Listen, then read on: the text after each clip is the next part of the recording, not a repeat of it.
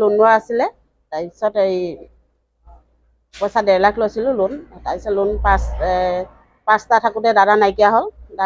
হোৱাৰ পিছত ছাৰহঁতে ক'লে আপুনি লোন ঘূৰাব নালাগে আমি ইঞ্চুৰেঞ্চৰ পইচাটোত আমি পাম যেতিয়া আপোনাক ঘূৰাই দিম আৰু আমি পাব লগাখিনি কাটি ল'ম আজি 3 বছৰ হ'ল আজিলৈকে মোক ছাৰহঁতে একো সুবিধা কৰি দিয়া নাই তেনেকুৱা হৈছে কিমান দিন দিম ক'লে আপুনি দিম মানে এতিয়া আজি 3 বছৰ হ'ল গ'লে অফিচলৈ গ'লে আপুনি আহিব নালাগে আমি কৰি আছোঁ ওপৰত কি হেৰি হৈ আছে আমি নাজানিছোঁ আমিও হেৰি কৰি চেষ্টা কৰি আছোঁ বুলি কয় ছাৰহঁতে আজি 3 বছৰ হ'ল এতিয়া মই এইবাৰ এপ্ৰিলৰ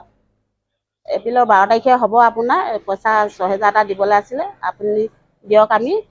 12 তাৰিখে আপোনাৰ পইচাটো ক্লিয়াৰ হ'ব আজি মৃত্যুৰ পাছতো সেই পইচাটো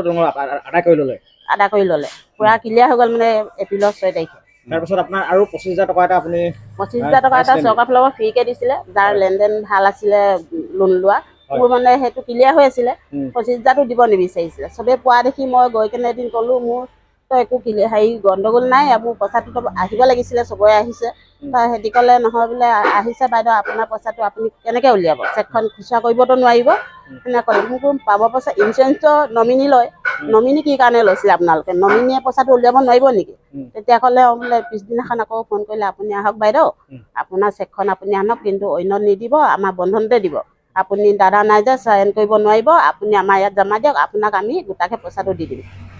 আজিচোন ছাৰহঁতে নিদিয়ে কাগজ পত্ৰ নিয়ে কৰে আকৌ খবৰ নিদিয়ে গ'লেও কয় আপুনি দোকান বন্ধ কৰি আহিব নালাগে তেনেকৈ কয় তাৰপিছত তেনেকৈ কৈ থাকোঁতে আজি 3 বছৰ পূৰা কমপ্লিট হ'ব আৰু আগষ্ট 31 তাৰিখে